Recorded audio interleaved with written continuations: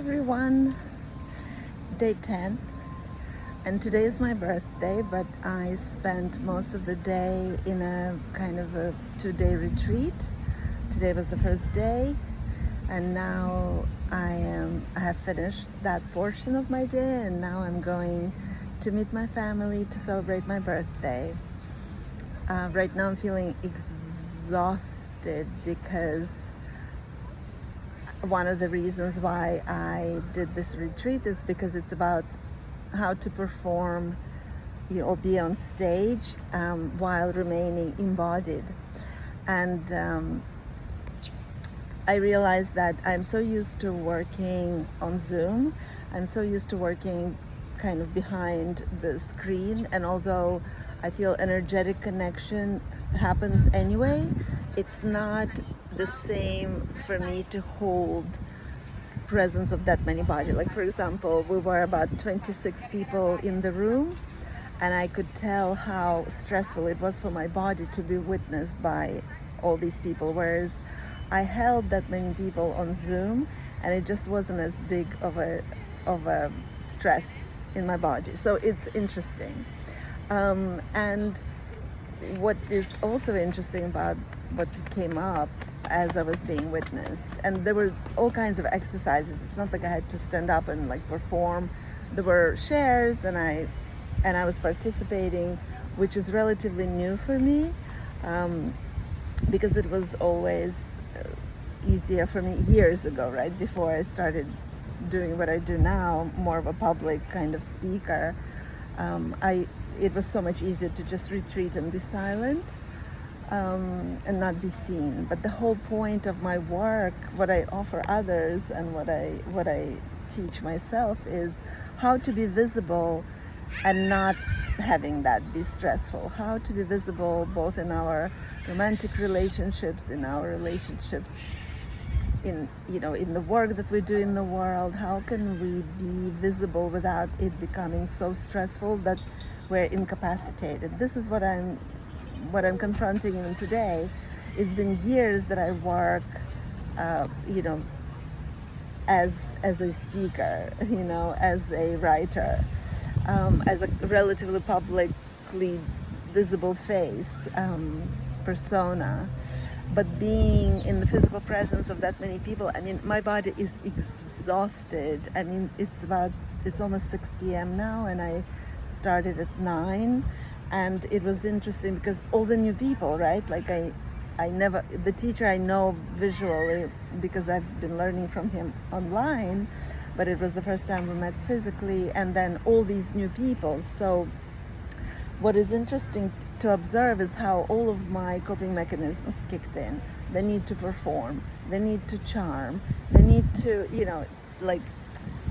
and then there were some exercises where we were being observed while, like one-on-one. And then also, as like half of the group was performing, kind of moving about in silence in the center of the circle, and the other half was watching, and then we changed, and then we did it like with open eyes and closed eyes. Anyway, super, super interesting, because that brought me right back into my inner child and the incredible, painful, feelings of being observed, because I was raised in such a critical, censored, oppressive environment, judging and punishing, that my body's imprint is to be visible, is to be hurt. It's dangerous to be visible. And although I've worked so hard on all this for years now and have mastered certain parts of my work where I really don't suffer at all, like when I go on Zoom with my clients, when I go on Zoom with my groups, I don't even give it a second thought. More and more, I don't even prepare anymore, because I'm so at ease in my theme, and I also love interacting. So, whatever comes up, I allow my sessions to be whatever needs to happen as the person with whom I'm working expresses themselves. So, that to that degree, I rarely get exhausted. I usually get quite quite hyped up and quite energetic from it because I love it, and I'm in channeling mode, and it nourishes me. Wow, but today I feel really, really tired being with people physically, being with new people. And it was just interesting to explore. And of course, these moments when we come to our edge, invisibility, they bring us right back to our childhood and to our first, attachment wounds. And that's actually what comes out every time. We are vulnerable, whether, again, in our romantic relationships or any really relationships is where that gets triggered the most.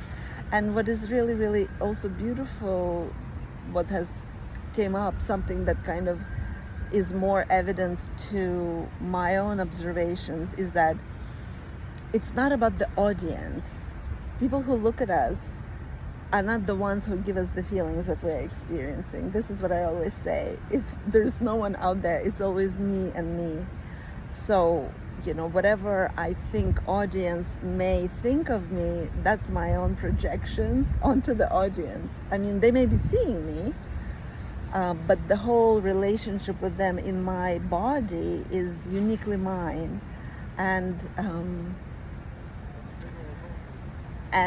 it's a matter of not suppressing or not overcoming these sensations, but rather learning how to be with them, learning how to work with them, learning how to notice them so that I can feel my capacity, and then structure my life in a way that my capacity in the moment is respected. This is what I do most of the time now with my work hours, and the way I structure my offerings, and the way I the way I also behave in my life, where I've reduced my life to bare minimum. I really don't have a huge social life, and I just really am very much in attunement to my own needs and what that means for me. How to translate that into the physical reality, and how to structure my life around that.